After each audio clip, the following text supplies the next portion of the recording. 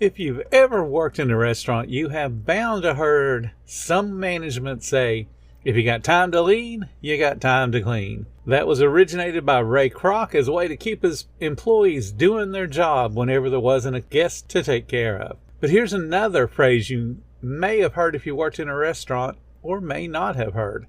Give 'em the pickle. And today we're going to talk about what that really means.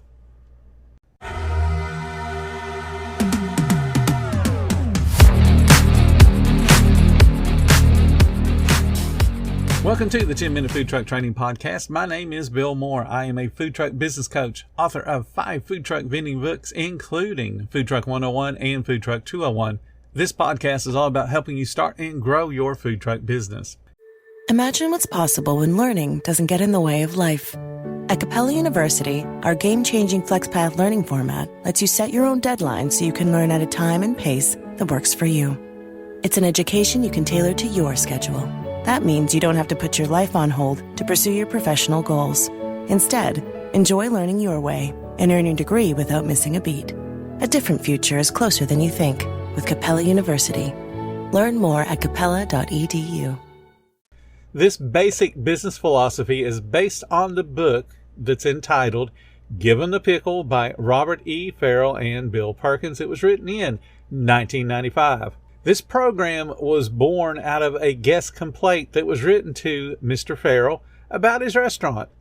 And the complaint letter reads, and I quote, "Dear Mr. Farrell, I have been coming to your restaurants for over 3 years. I always order a number 2 burger and a chocolate shake. I always ask for an extra pickle, and I always get one. Mind you, this has been going on once or twice a week for 3 years. I came into your restaurant the other day and ordered my usual number 2 burger and chocolate shake. I asked the young waitress for an extra pickle. I believe she was new. I haven't seen her before. She said, 'Sir, I will sell you a side of pickles for $1.25. I told her no, I just want an extra slice of pickle. I always ask for it and they always give it to me. Go ask your manager.' She went away and came back after speaking with the manager. The waitress looked at me in the eye and said, 'I'll sell you a pickle for a nickel.' Mr. Farrell, I told her what to do with her pickle, the hamburger, and milkshake.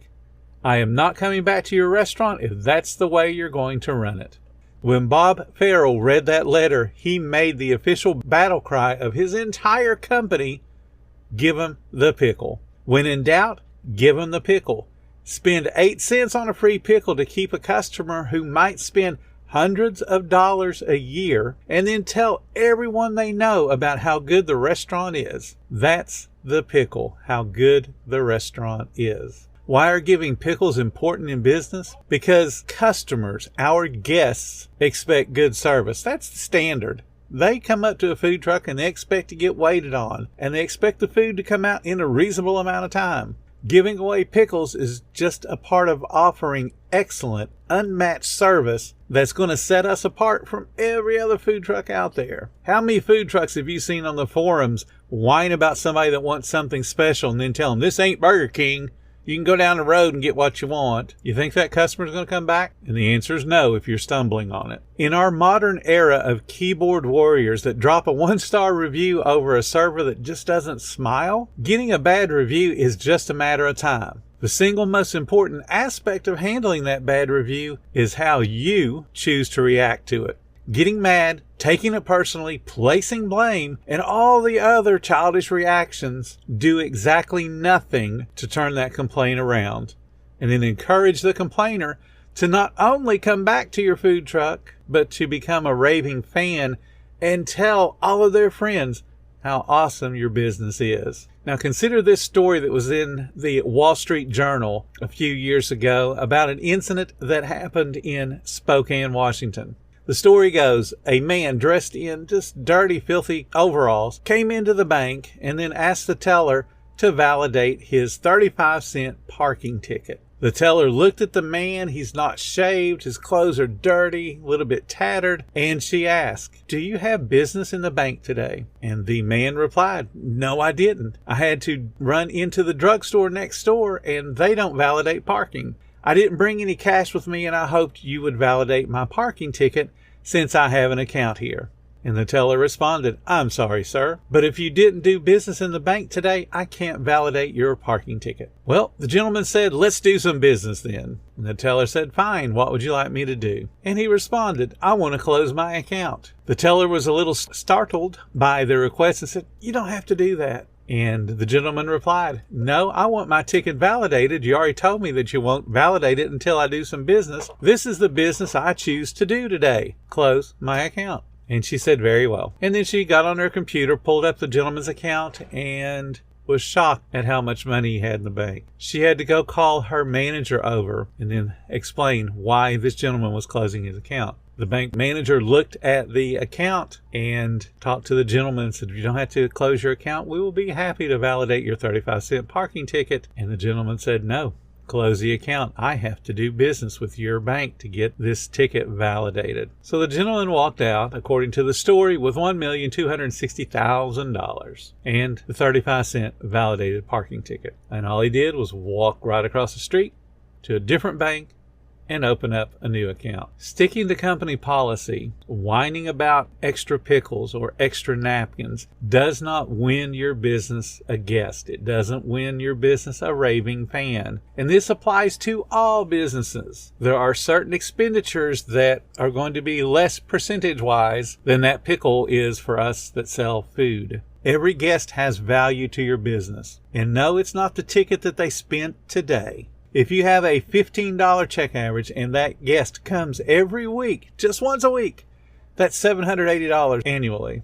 There are guests that come to restaurants every single week for decades. Do the math on that. Several of the restaurants that both Melissa and I ran had guests that came in every single day because we made it feel like home. And they came in, sat down and got their sandwich, sat down and got their drink, and would chat, and then get up and leave and come back the very next day and spend the same amount of money 5 and 6 days a week. Do you think that we weren't willing to give them a pickle just because they asked for it? We took care of them and they took care of us. You've got to understand that about your guests. And that's what they are. You invited them. Your social media says, "Please come eat my food." Your truck says, "Please come eat the food in this truck." Whether you say those words or not doesn't matter. The fact that you have a menu and a sign that says you got food, you're inviting people to come try it. Treat them as guests. So you have to remember, a review, a complaint, a negative comment, they're all just forms of communication. And that guest that took the time to write it actually spent some of their time to tell you something about your business. Yeah, they might be upset because somebody put onions on a sandwich when they don't want onions. It happens. They're upset at your mistake, and then you have to correct that mistake. But they're also giving you the opportunity, by having written that complaint or review or made that comment, to fix it. They're practically begging you to fix the problem so they'll want to come back tomorrow. Because if their routine is coming to your food truck every time that it's out and you don't fix the problem, now they have to develop a new habit. They don't want to do that. They just want you to fix the problem so they can keep coming back and stay in the habit and the pattern in their life they've already developed. But remember, if you don't fix the problem, they ain't coming back. And guess what else they're going to do? They're going to leave the bad reviews. They're going to leave the complaints. They're going to badmouth your business to every single person that's willing to listen. "Hey, do you know what that jerk, that food truck did to me? Hey, did you hear what that jerk in the food truck did to me? Hey, did you hear what that jerk in the food truck did to me?" Do you really think your business can sustain a complainer that's going to be a walking negative advertisement, all because you didn't do something simple? Would you rather have that walking complainer, or would you rather have that walking advertisement? I promise you, it's all up to you. Thank you so much for listening to the 10-Minute Food Truck Training Podcast. If you're finding all the information helpful to your food truck business, please become a monthly supporter of the podcast. Just hit the support button or follow the link in the description. Every little bit does help keep us going. Join our Facebook group. It's called Food Truck Training. We have a whole bunch of awesome members at all different levels, from brand new beginners to decades-old veterans. They've all got your back when it comes to helping you with your food truck. And again, thank you for listening. Come back tomorrow because you know I got plenty more to say when it comes to helping you and your food truck business grow.